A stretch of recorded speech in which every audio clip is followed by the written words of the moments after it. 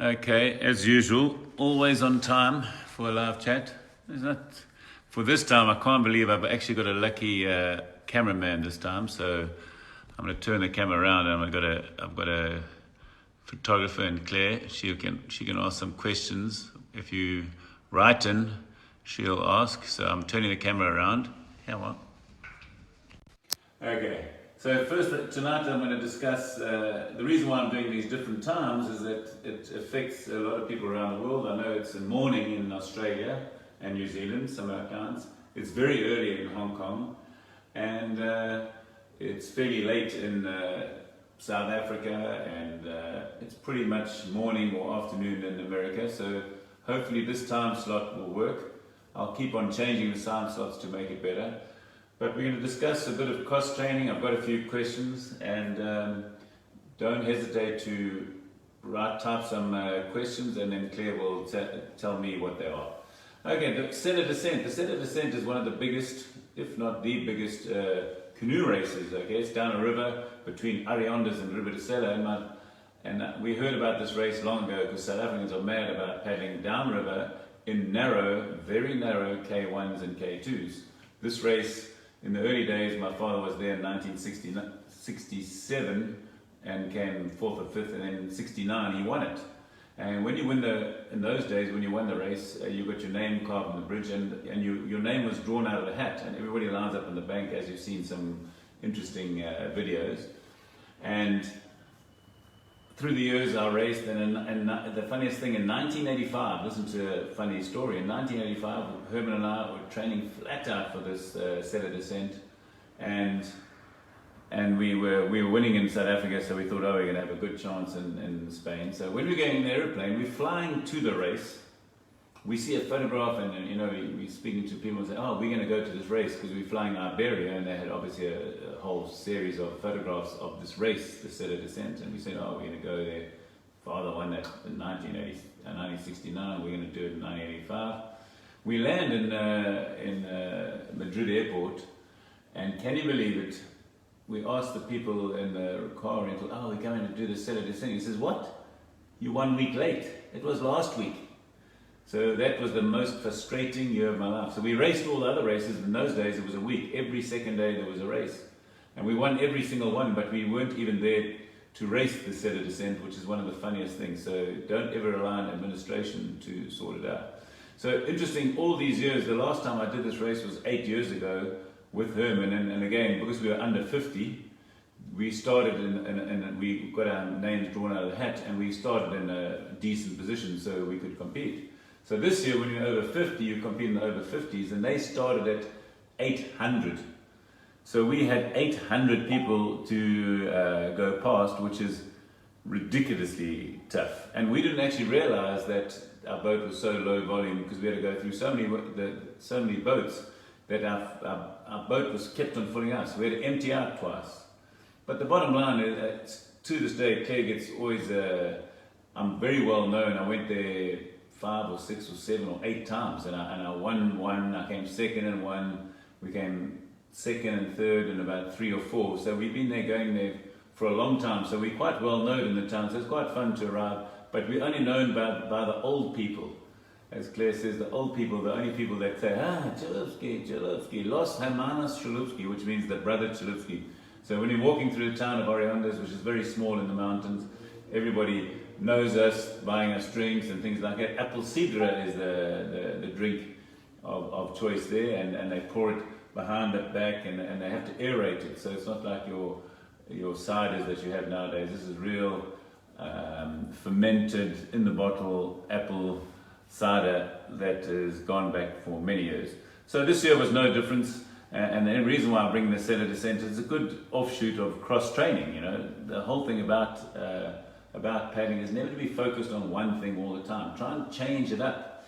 And I know everybody sitting in Australia and New Zealand, they're probably freezing, and we fairly warm, although the last 2 days have been fairly cold. Yeah, it's been like winter, 20 degrees. But the whole thing about doing all these different races, you experience different people, experience different skill sets, and I think that's why I've always done everything.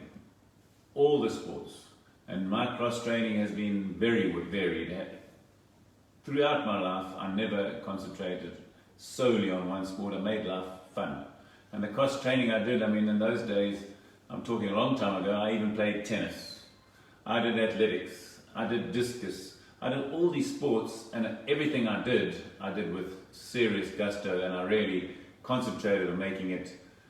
I wanted to win at all costs all the time, whether it was tiddlywinks or tennis, all these different sports.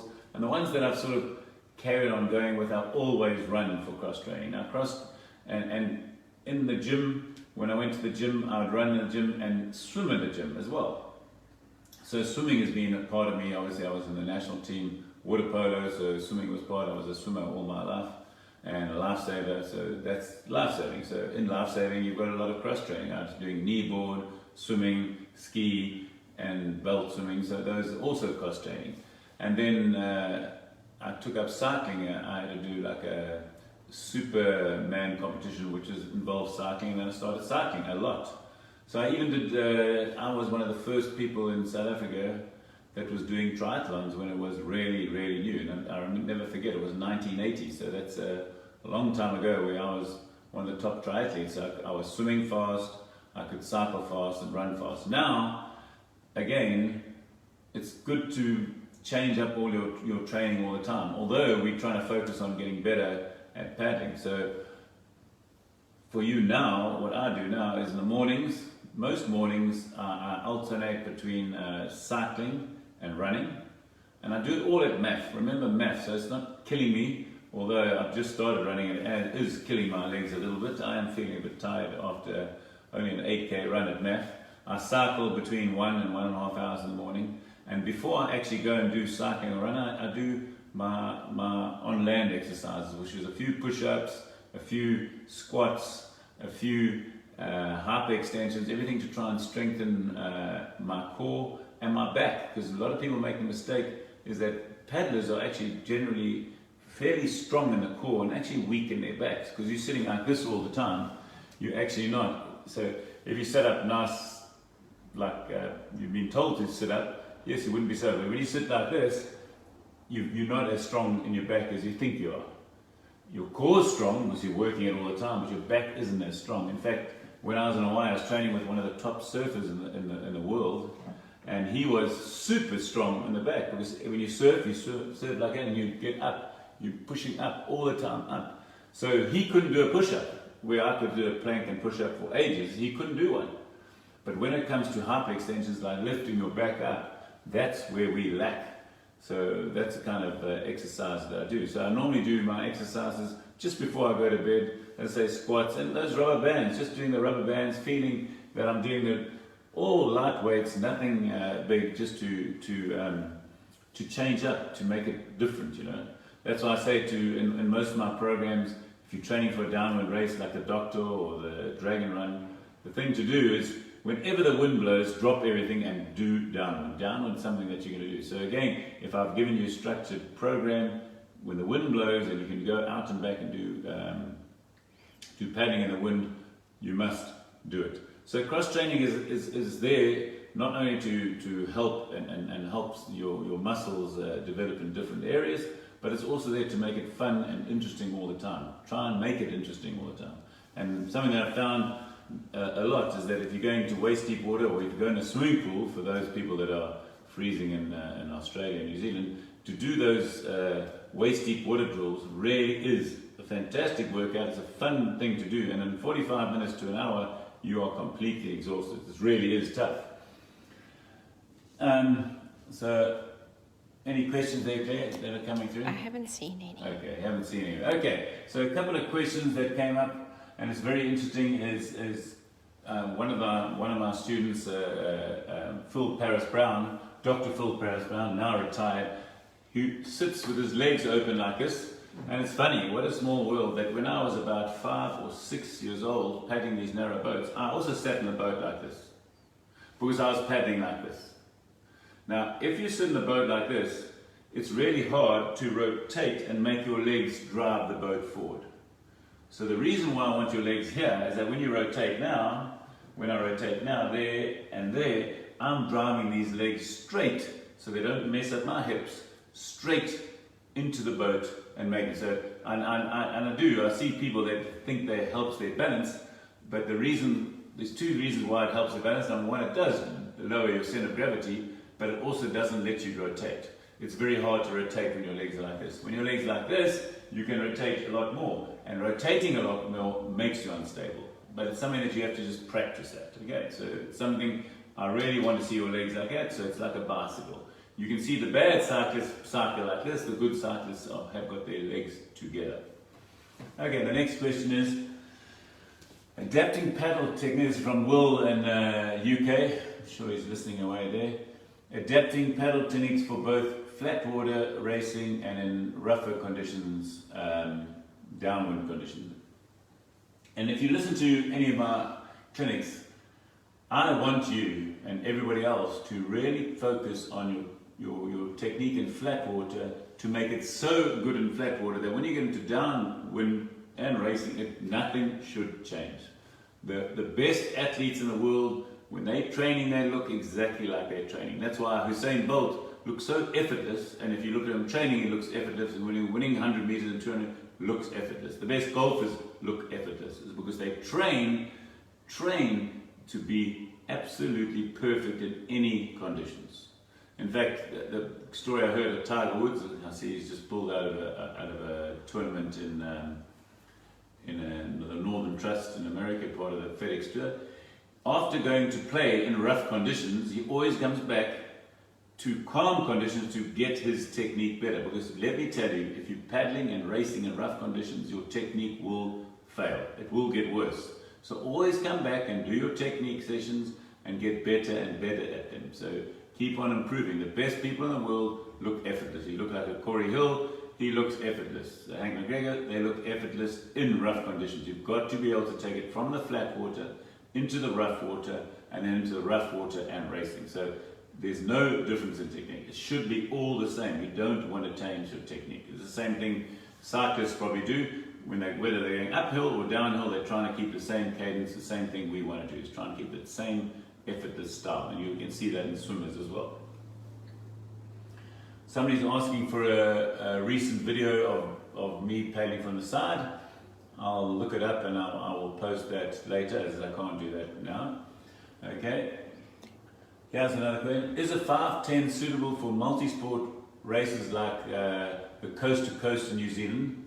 So can you train in the ocean river safely and race in the same boat as in training? Well, the 510 is a plastic boat, which is relatively heavy. So if you don't have to carry it, it's not a big deal. In fact, this year in the Sella, the first year ever, we had a 510 class in the Sella. There were 31 entrants, first year out, which is fantastic. And they had a ball. Because with a 510 in the river, and like the coast to coast is down a river, is if you fall out, you just jump back on. If you hit a rock, you don't even worry. Nothing happens. You just bends and buckles and off it goes. So it becomes very easy, and of course, they come with a overstern rudder, so you're not going to hit any rocks. It becomes easy, and that boat is not slow. In fact, I raced in Guadeloupe in the 510, and it was a 50-kilometer race, and I only got beaten by the current European champion, a guy, Nicolas Lambert, and I was neck and neck with him the whole way for the 50 kilometers in a 21-kilogram boat, and he was in a 9-kilogram boat. So that shows that it's not a slow boat, and we have many 510 Cup races where they're one-class cups, and the guys are pushing those boats at 13, 14 kilometers an hour in flat water, so it's not too slow. In fact, there's the big joke that Bailey beat one of the guys paddling a K1 in the Sella this year, a young up-and-coming K1 paddler. He did have a few swims, but again, the 510 managed very well. In fact, they're going to do the 510 in the Liffey Descent this year. There'll be a class of plastic boats, which is good. So it's expanding, it's making, again, nice cross-training. The only downside is it's quite heavy to carry. It's 21.6 kilograms, although a spec ski, a life-saving spec ski is 18 kilograms. So it's not a lot heavier and a lot more fun. You can't break it, it'll last a long time, so that's a lot of fun. So that's if I was doing the coast to coast for the first time, I wouldn't hesitate to use the 510. Okay, next one is how tippy hard is to paddle a 560L with other type of narrow surf skis to start with just one rig. So that was the thing, how tippy, how hard it is to paddle a 560L. All boats, and again, it comes to my motto that I started maybe 25 years ago. In fact, I'll never forget that race that I raced in 1985 in the Fish River Marathon. You might have seen the video of me racing and winning when I'd never even seen the river. It was in a much more stable, or a more stable boat than other people, because stability is important. If you paddling a 560, to give you an example, a 560 is our most unstable surf ski, and you go in the ocean and you don't feel like you're on flat water, that boat is too tippy. And that's the best way. Too many people go too high, and actually their technique goes worse and everything, because downwind paddling is about the first and second stroke. Now, as you fall off a wave, and if you've got one stroke that you miss, you're going to miss the wave. So the big thing is on a 560, if you are absolutely, like when I paddle out in a 560, and listen to this, if I paddle a 510 before and then I suddenly paddle a 560, I can tell you right now the 560 feels unstable. But for about 5 or 10 minutes, and then it's completely stable. So the whole thing about any boat choice is you must take it out in rough conditions, and you must feel like you're paddling our most stablest boat, the 520 XL. That's what it should feel like. So a lot of people have got this misconception that the narrower the boat, the faster it goes. There's no way. That does not happen. I know for a fact that I was paddling a 510 in Guadeloupe, and I was paddling a 550 in last year's French Championships, where the World Championships is in a month's time. I paddled a 550, which is really stable, super stable. I ended up coming 8th overall, racing against the guys with narrowest boats. And that brings me to the next thing. If you're going to do the sport, do it for fun and competitive. And a way to make it more fun is to have a boat that you're so comfortable that you can put the power down when you want. You're never going to fall out. You're not going to get into trouble. And that's really something that I really stress. Don't go for it too unstable. Rather be stable. And if you want to be more unstable, lift the seat. Don't worry about being too stable. There's no such thing. Okay? There's a question here from David Whitmer. Do you ever stop paddling when cross-training or, say, off-season? Oh, that's a good question. Do I ever stop paddling? Actually, not really. I mean, I might take 1 or 2 days off, but I never paddle because I find it's one of the most relaxing and de-stressing things, because in our hustle and bustle life, I think paddling is one of those things where, that's why I go and paddle. People say, oh, what are you doing paddling 40 to 60 kilometers? I said, listen, I enjoy it. It's completely stress-free. I'm myself, I'm catching waves and things like that. So, I mean, the longest time I didn't paddle for was in 1990, when I took up golf. I was banned from the Molokai. I'd won 7 Molokais in a row, and then they phoned me up, you're not allowed to race. And that minute on, I took up golf, and then I didn't paddle for quite a while. But I used to paddle on a weekend. If there's a race, I might have paddled, but I was just completely focused on golf, and I didn't paddle. That was the longest time I've never paddled for. So I always paddle. It's like my father, he paddles every second day at 82 years old. He's paddling, and he's actually just doing the Canoe now. Yesterday, he did, with his backpack and his girlfriend, they did 22 kilometers. That's good cross-training. And then today, which took him 7 hours, and today he did 14 kilometers. He's got another 200 kilometers to get to Santiago to Compostela. So he's also a cross-trainer, and he does cycling and all those things. So, and he's still paddling at 82, and he started when he was 19, so he's been doing it for a long time. Okay, another question I got.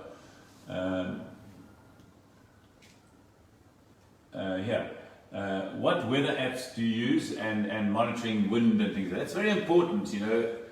In the old days, we never knew. And in fact, my first ever serious surf ski paddle, my father and Tony Scott were paddling. Now this is when I was maybe 12. So young guy, and I'm in the ocean, and we paddling from Durban to Mhlongo and back, which is probably 30 kilometers.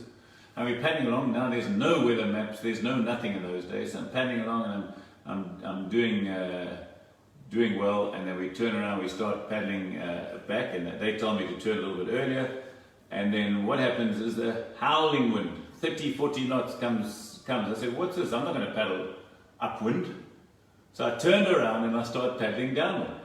And I'm lucky, I'm very lucky that I actually crossed them. They said, hey, what you doing? I said, I'm not going to paddle against this wind, it's too hard. So what actually happened is that I jumped in the back with my father, and Tony Scott took my ski, and we bashed against this howling southwester. And the funniest thing happened on that day, I was paddling along and this big shark came from the side and went under, looking like he was going to attack me, and it went under me. I did scream. It's the first time I screamed, and that was when I was 12 when I saw this shark. So that was very interesting to see. And again, we had no weather charts. I always trained in Durban Harbour, and they had a tower which mentioned the westerly buster. We used to get a southwest buster that could go from 0, and this is no lie, from 0 to 30 to 40 to 50 knots in 5 minutes. That's no lie, 5 minutes. So you can imagine I was paddling in a K1 in the Durban Harbour, and then suddenly this wind comes and you sink. And we're training at night or early in the morning, it's a problem. So on my phone, I've got all the weather apps. So I've got many apps. So I use Windy TY, Wind Guru. Then I use Apple, which does Windy, does Weather NO. I use that one because Apple uses that one as well. Then I use Wind Finder. And then I use local sites. I always get onto local sites. Fishhook have got their own local site in Cape Town where you can actually log in to see live weather. I've got live weather here at Viana de Castelo, which gives me the live weather. So I look and watch it and study it all the time. And then I've got weather at the big port here, Montesinos, which is the big harbour down the road. I paddle from there quite often. It's about 20 kilometers down the coast. So I'm always watching all these things because it makes a big difference. If I go out for a paddle and I tell Claire, okay, it's going to take me this long, she doesn't want to wait all day and she starts panicking, oh, where are you? After 36 years, she has worked out when the wind dies on me, I'm going to take a little bit longer.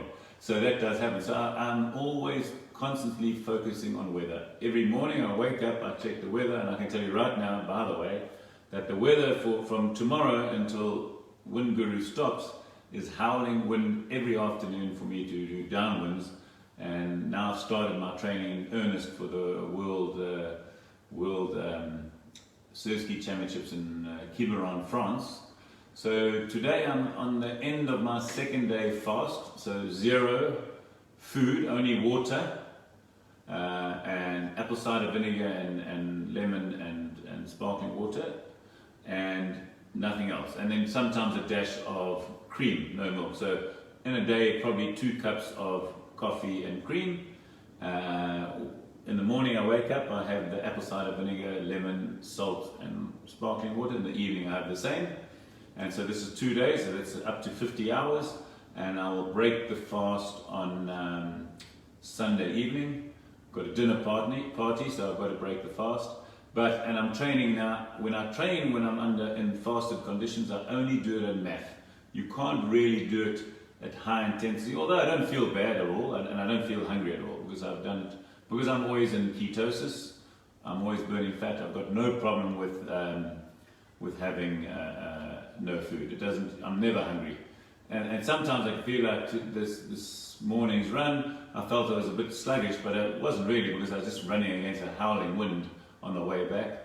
Tomorrow morning I'll do a 1.5 to 2 hour cycle in the afternoon, and then I'm teaching all the Nello staff how to paddle surf skis in the morning, and in the afternoon I'll do maybe 20 or 30 kilometer downwind, and feeling good. Everything in math, so you don't put your body under stress, but it does help you to burn a lot of fat. So the first day I lost 4 kilos, so I hope to lose a lot in these by Sunday, nearly be on race pace and getting fitter and stronger, because some people say, oh no, you fast so long. At the office today they were saying, oh my God, what are you having? I said, no, I'm fasting. So they said, what are you having? Oh, I'm just having that. Crazy. So some people ask, can you fast and have beer? No, you can't. Because the beer gives you an insulin spike, which will make you hungry, which messes up everything that you're trying to achieve when you're trying to keep in ketosis. I like to do this at the start of my training, so I know I've got 4 weeks, and I'd like to get really fast. But again, doing lots of technique every afternoon. So I started the fast, I ran and I cycled and I ran again, and then every day I've been doing technique, warm up 15-20 minutes, and then just to technique. I've been doing it with Bailey, and again, technique's going to make me faster, and then not worrying about doing any sprints or anything like that. Now I'll probably introduce sprints next week, and all I'll do is on a downwind I might do a couple of 1 kilometer flat out sprints in the ocean, learning how to, but again, back to technique, all the time technique. Technique is going to make me get fast. I'm too old to go fast as the youngsters, but if I can get my technique perfect in rough conditions, I know I'm going to shape. Now, William said that he took the 5:10 today in 30 knot wind, and he had a ball, and the elite boats could not keep up. Exactly what I'm saying. Well done, William. You see, that's exactly what happens. Were you in the 5:20 or the 5:10? 5:10. He was in the 5:10. Exactly. So that's a perfect example. People don't realize that catching a run, as I say, if you missed your first run, your first paddle stroke, you're out. And as I say, William's a perfect example. He was with me in Guadeloupe learning about ketosis, learning about stable boats, and believe me, he beat a lot of people in a much narrower and lighter boats because he's comfortable, and it's hard to get through people. It's an old story. The amount of people that buy 4x4s and never go off-road, it's the same amount of people that buy fast boats and can't sit in them. They can't sit in them, they can't put the power down. And there's a perfect example. I know so many people. In fact, the race I did in Germany, it was huge conditions, by the way, huge. This guy never paddles. He's a C1 paddler. His name's Peter John. He's from Nello, Germany. He paddled the 5:10 and he beat many guys in elite boats, and he had fun. He came there and he said, no, I didn't fall off one, so it's fine. And he doesn't paddle. So it shows you, and it's so hard to get through to the people to rather be stable than unstable and enjoy it. If you're not going to win the race, enjoy the race. And if you're not going to be in the top, participate and have fun. That's what it's all about, and people make that big mistake. That's why I like competing. I'm very, very, very competitive, but it's a choice between a stable boat and an unstable. I'm always going to take the stable boat. I'm very happy to race the 550, and again, sometimes if there's no other boats, I'll use the 510 or the 520. And it's good to see Willem's improving all the time, and he's testament to what a bit of coaching and a bit of help, and I'm here for you. Remember, even if you're not on Facebook, this will get emailed to the people that aren't on Facebook, just to give them all information. And I'm expanding the online group. I think it'll be nice to have more people sharing their ideas, and the feedback that I've been getting is really good, and I appreciate all your feedback. And don't forget, you can start sending soon your techniques to me, and I'll go over them, critique them, and give you some more ideas. And I'm always updating the plans. I just updated a plan for the doctor that people can only paddle 5 times a week. So don't hesitate. The door is open. The knowledge is always there, and I do it easier and more relaxed and more fun, and that's what we all want to do without getting injured and things like that. And those guys recovering from injury, we also wish them a speedy recovery, so they just get better and better without damaging themselves any further.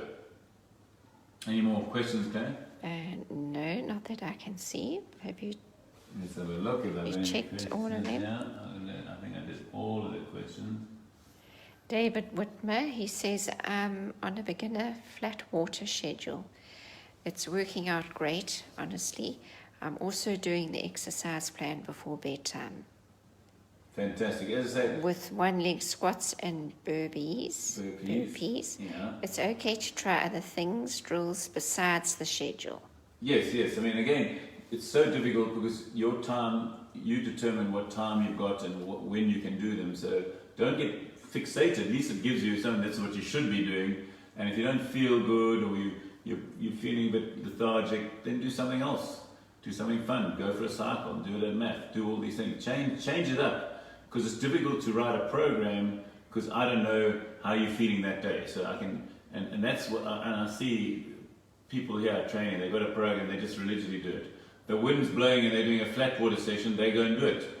You've got to change your don't just get fixated on the program all the time. Yes, it's going to give you motivation to do something, and yes, in a perfect world, that's how you should train. But it's a perfect example, the wind was howling today, so I ran, which was, and I felt, I've been paddling 4 days in a row, and I thought, okay, I'm going to take a break. So I did a break, I did my evening exercises, and I'm always trying new exercises, and I'll share them with you as well, just to try and get the full body rotation. I'm always trying to work on that, and balancing all the time. So that's why the one-legged squats, as you know, David, is not as easy as it looks. When you try and do it, it's like, And again, I don't do deep squats, because in my surf ski, I can't do a deep squat. I only do it sort of halfway, so I do the same thing. I try and keep everything the same. If I'm doing my elastic band drills, I just do them nice and light, just to strengthen my shoulders and things like that. Don't get fixated on programs, but don't get fixated, but don't waver too much where you say, I can take 3 or 4 days off. As you know, as you get older, and most of my clients are older, the longer you rest for, the longer your muscles sort of forget. So it's better. That's why you'll see I don't do long tapers. I even paddle the day before. I want to keep the muscles active. The more your muscles are active, the more they fire when you need them in the race.